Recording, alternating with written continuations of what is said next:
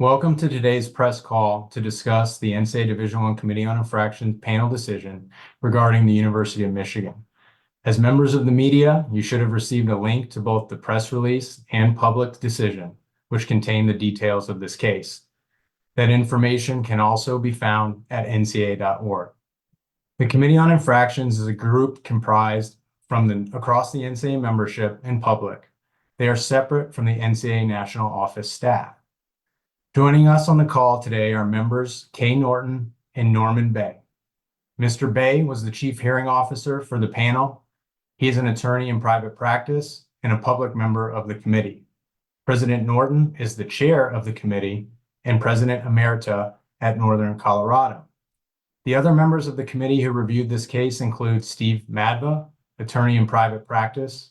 Mr. Madva is also a public member of the committee. Jill Redmond, Deputy Commissioner of the Missouri Valley Conference, Christian Spears, Director of Athletics, Marshall, and Maureen Weston, Professor of Law, Pepperdine. Mr. Bay will discuss the findings and decision of the committee. Following his opening comments, Mr. Bay and President Norton will answer your questions. Thank you. Thank you, Matt. The Committee on Infractions decision details the findings and penalties in this case. My comments, as well as any comments by President Norton, the chair of the Committee on Infractions, are intended to briefly summarize our findings and address your questions. The decision, which contains the full details of the case, stands on its own merits and constitutes the decision of the committee, unlike any remarks we make at this press conference.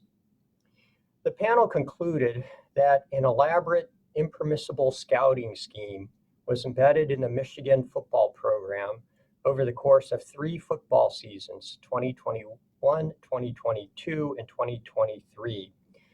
And this occurred under former head coach Jim Harbaugh's oversight.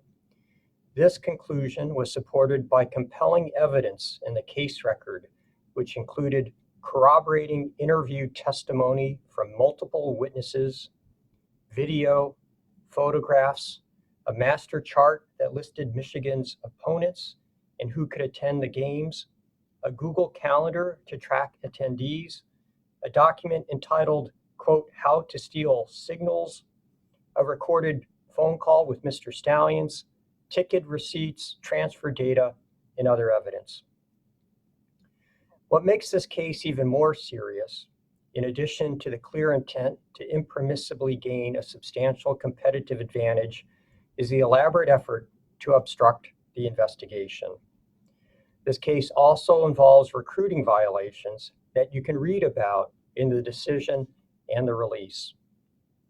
The majority of violations in this case relate to the impermissible scouting scheme that was orchestrated by former football staff member Connor Stalions during the 2021 through 2023 football seasons.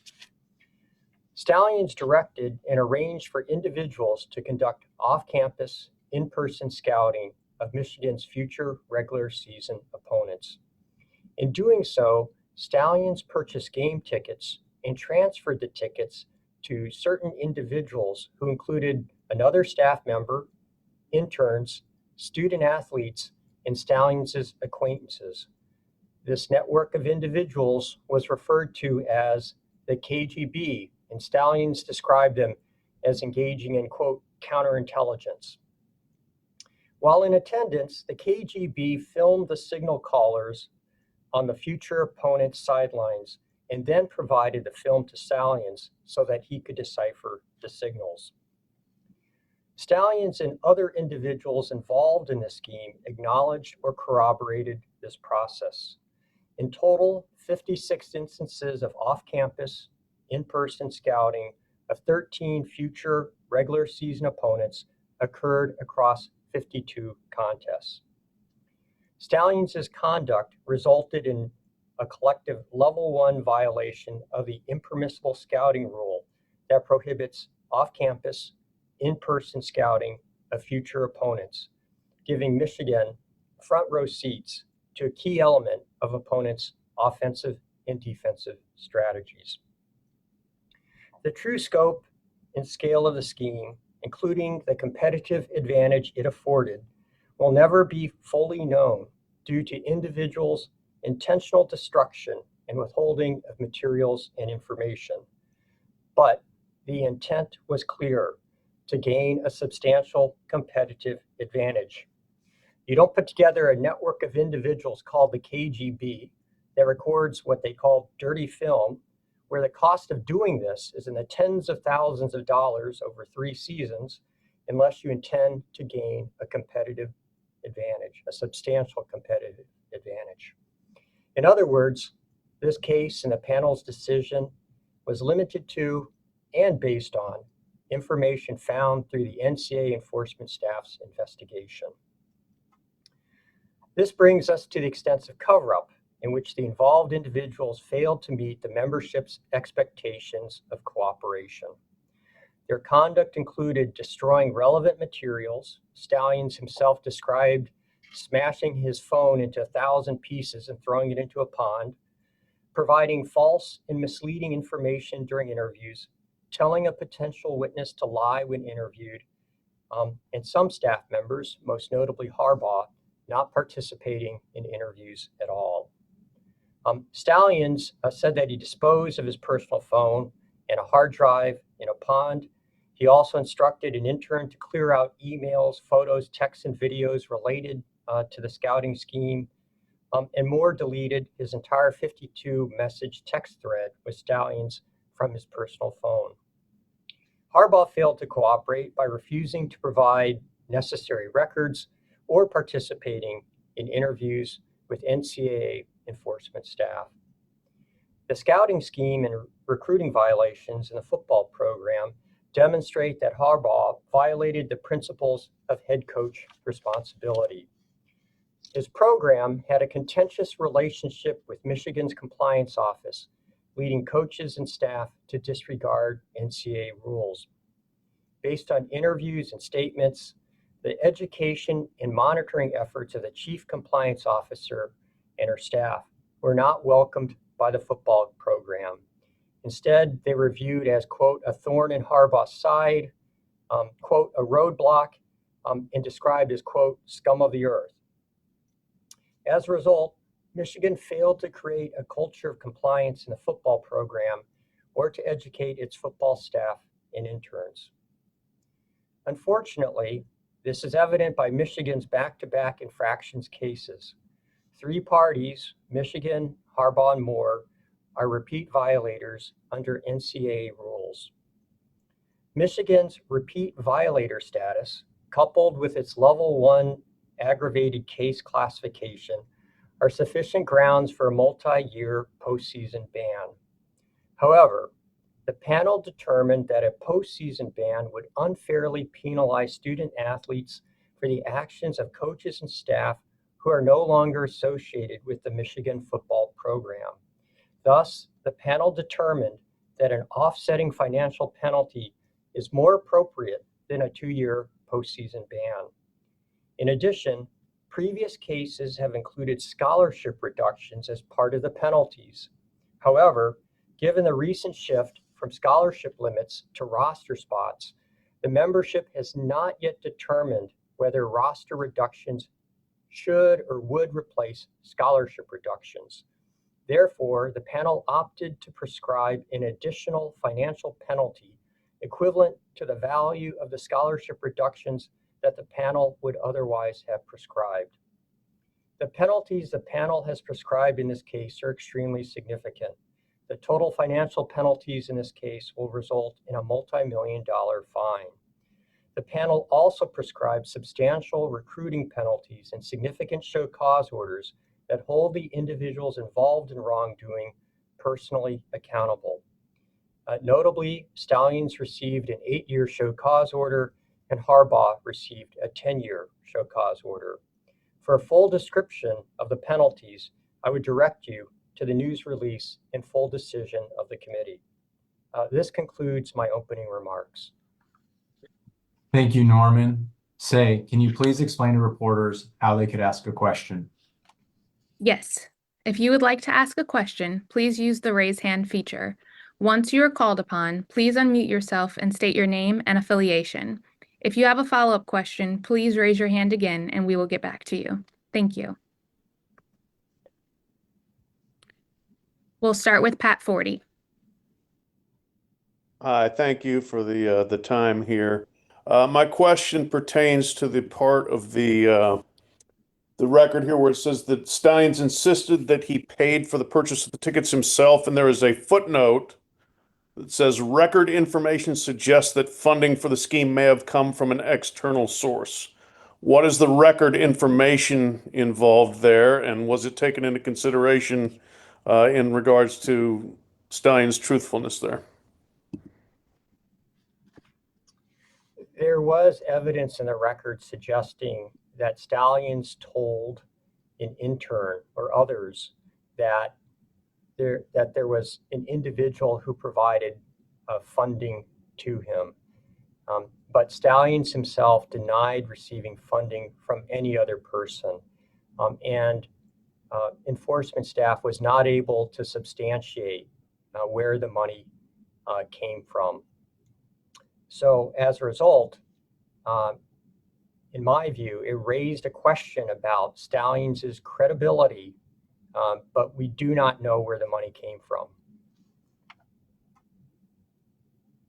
Pete Thamel. Yes, thanks for your time today. Could you walk through the decision for Sharon Moore's additional game suspension being in 2026 as opposed to the self-imposed in 2025? I think that's led to some confusion. Yes. The university and Coach Moore proposed a 2-game suspension for the 2025 season. In light of the totality of circumstances here, in light of the record that was developed and presented to the panel, we determined that a more appropriate penalty would add an additional 1-game suspension for the 2026 season. So that's what we did. Dan Hope. Hi, I wanted to ask about the decision not to vacate any wins from Michigan. Was that something that was considered at all, and why was the decision made not to go that route? Sure. First, vacation of records is only in play when there's ineligible competition. That was not a factor present in this case. And so, it was not a penalty, in other words, that could be considered, and we did not impose it. Clayton. Oh, sorry. Go ahead, Kay. Well, I was just going to add that in addition, the NCAA took very quick action once it was apprised of the possibility of these violations. And therefore there was insufficient evidence in the record that the outcome of games was affected.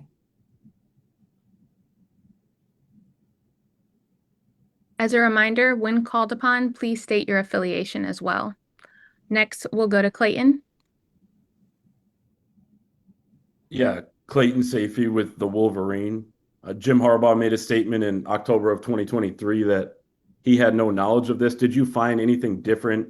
Did he have knowledge, or did he instruct Connor Stalions to run this scheme? Yeah, one of the problems here was that Coach Harbaugh never turned over any emails or text messages and then refused to be interviewed by NCAA enforcement staff. And so the record is incomplete. In addition, as I indicated, Mr. Stalions said that he destroyed his iPhone and threw it in a pond along with a hard drive. So we may never know the full extent to which others in the program were aware of what Mr. Stalions was doing. There was some evidence in the record that it would that some of the witnesses believed that senior members of the football staff had no interest in knowing whether or not or any detail the scheme occurred or any details about it.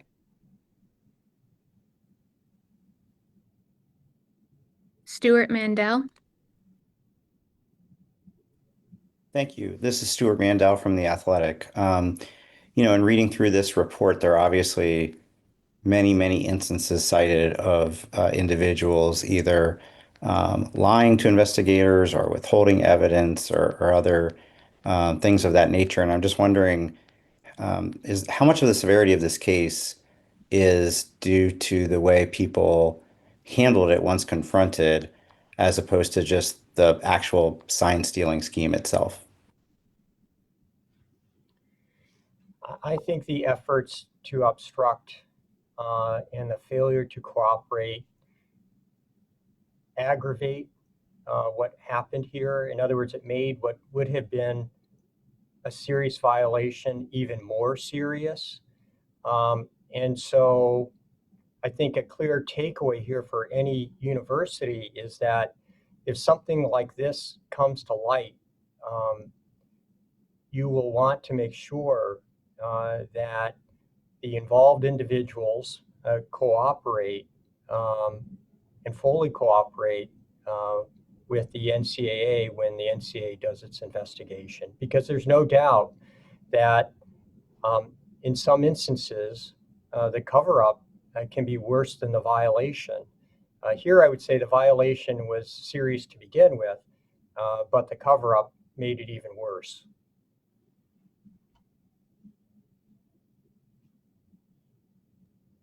Steve Hellwagon. Yes, thank you all for your time with this. Steve Hellwagon with bucknuts.com and 24/7 Sports. I guess I have two questions. First of all, if you say that the NCAA can't vacate wins and losses or a season because of this, because there was no ineligibility, is there an opinion of the committee that should have been on the table? Because what they did, using the strong language that you have used in the press release and the comments here, they threatened the integrity of the competition, and they also seemingly threatened the health of opposing athletes. If a defense knows a running play is coming, they can blast the running back and injure that player. It feels like public sentiment is something more should have been done about this. Just your reaction to that part of it, that without vacating the ill-gotten gains here, nothing other than writing a check has happened. I think it's important to reiterate a point that President Norton made, and that is that because the NCAA, faced with this truly unprecedented situation, decided to notify the Big Ten and Michigan on October 17, 2023, Michigan was able to respond pretty quickly. Mr. Stalions was suspended from the football program the next day, and shortly thereafter, in about 2 weeks or so, he ended up leaving Michigan. And so after October 17, 2023, there's no evidence that anything that he did affected the outcome of Michigan's games that season. And, I hear your concern about the penalty, but I think the penalty here was very significant. I think it was meaningful, and I think it sends a message to the membership that these rules matter, that having a compliance program and a strong culture of compliance matter, and that schools and individuals that fail to comply will be held accountable.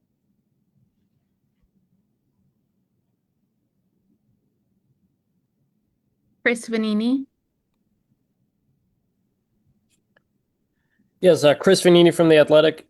If Jim Harbaugh was still the coach, would Michigan have received a postseason ban?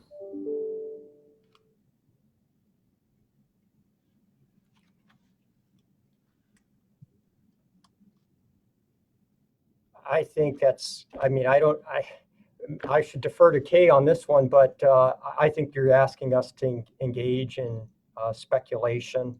So I don't really know what the answer to that question would be.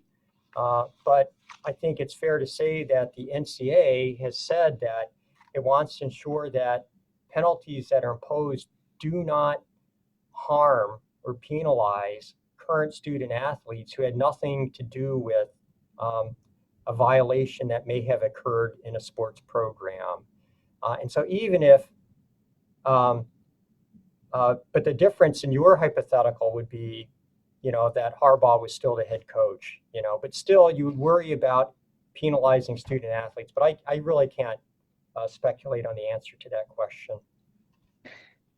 Yeah, I would simply add that it's unknowable and that I'm not sure there's a connection between Harbaugh's employment status and the question of a postseason ban, which is again is triggered by ineligible competition.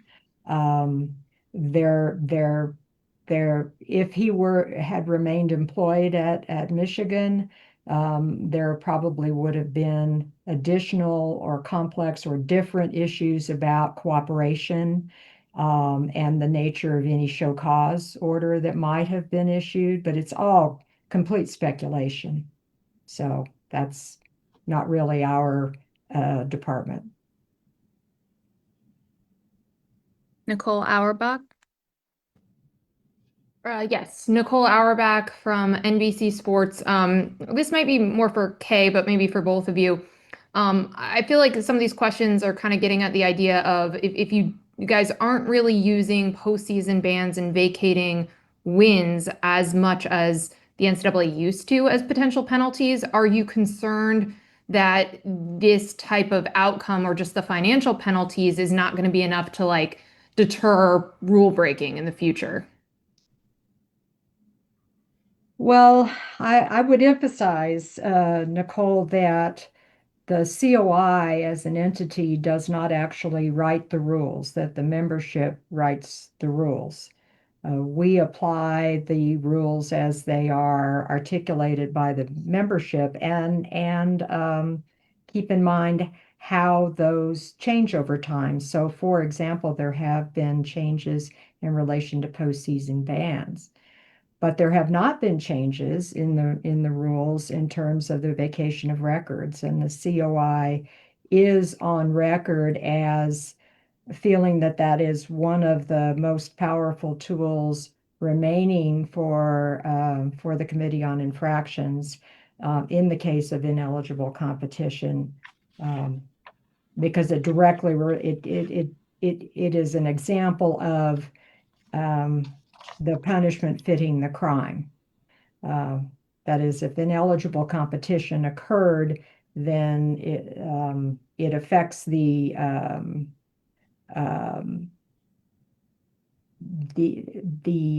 potential for fair competition.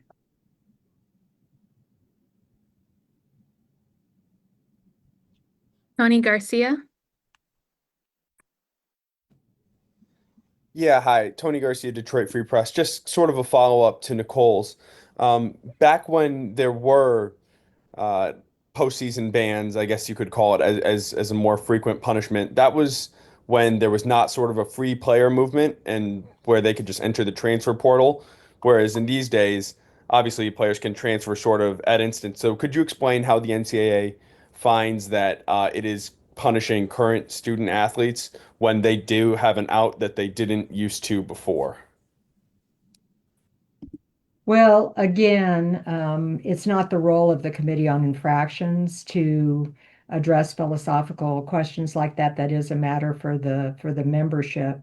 And there certainly is a lot of conversation going on among the membership about, given how the landscape has changed with free transfer, for example, how does that affect the infractions process? So we await in any changes that the membership chooses to make.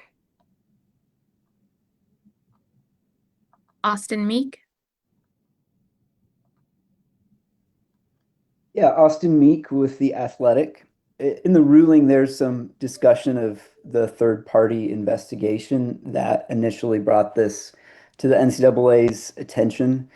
Can you speak to the committee's understanding of the circumstances behind that and the considerations that the committee took into account in terms of how that information could be used in arriving at a decision? I would say that the decision itself says about all we know about the confidential source and the report that was provided to enforcement. Under the NCAA's bylaws, the use of confidential sources is expressly permitted, and enforcement staff can begin an investigation based on information from a confidential source.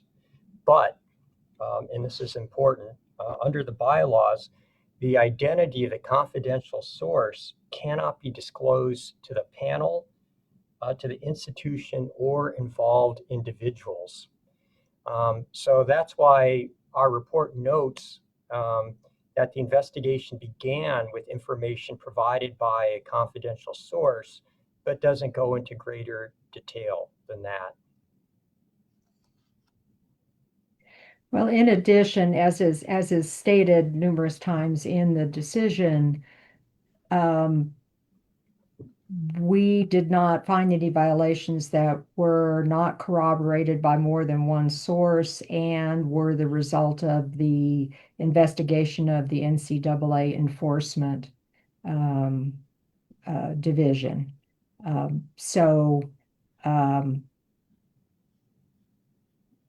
We did not rely upon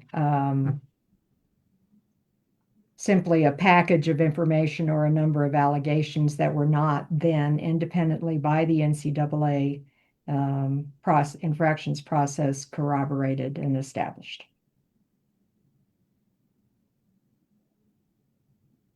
Trey Wallace. Yeah, Trey Wallace here with Outkick and Fox. You mentioned earlier in the beginning there was 56 different instances involving Connor Stalions. Were those instances also outside of the Big Ten? Meaning, did you guys speak with other conferences, whether that be the SEC, the Big 12, about even the ACC, about potential sign stealing situations at other schools that might not have been on Michigan's schedule at the time?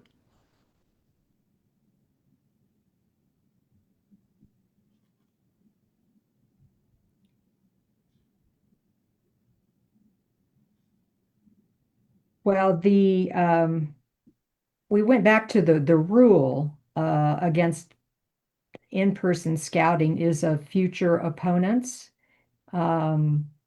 that are on the schedule, and that's where the investigation was focused. We have time for 2 more questions. First, we're going to go to John Bryce.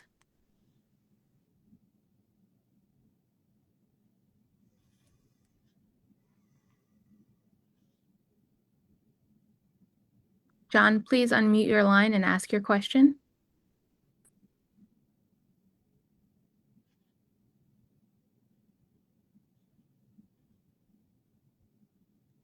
Okay, we'll move on. Shaquille Brewster. Hi there. Thank you for this again. I know this report is about NCAA, and sorry, I'm with NBC News. I know this report is about NCAA violations, not necessarily legal ones, but did you find any evidence in this investigation that there were criminal violations either at a state or federal level?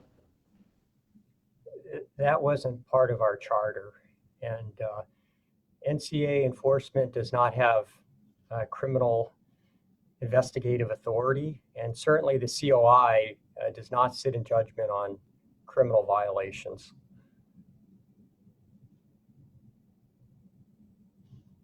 Final question, Whitney Harden. This is Whitney Harding from NBC4 in Columbus. Thank you guys for your time and insight. My question is, you mentioned this was unprecedented, which then means that now this is a precedent sort of moving forward. So is there any concern that this sets a precedent of schools not willing or refusing to work with you and comply, because then there is a lack of evidence at which to punish them? I would hope that the takeaway is not that you can fail to cooperate and get away with it. I would hope that the takeaway is that if you fail to cooperate, there can be really serious consequences, just as the consequences here were serious. So I guess I'd be very disappointed if people read this decision in a contrary fashion. Kay, I don't know if you have anything to add to that. I do not. Thank you all again for joining us today. This concludes our comments.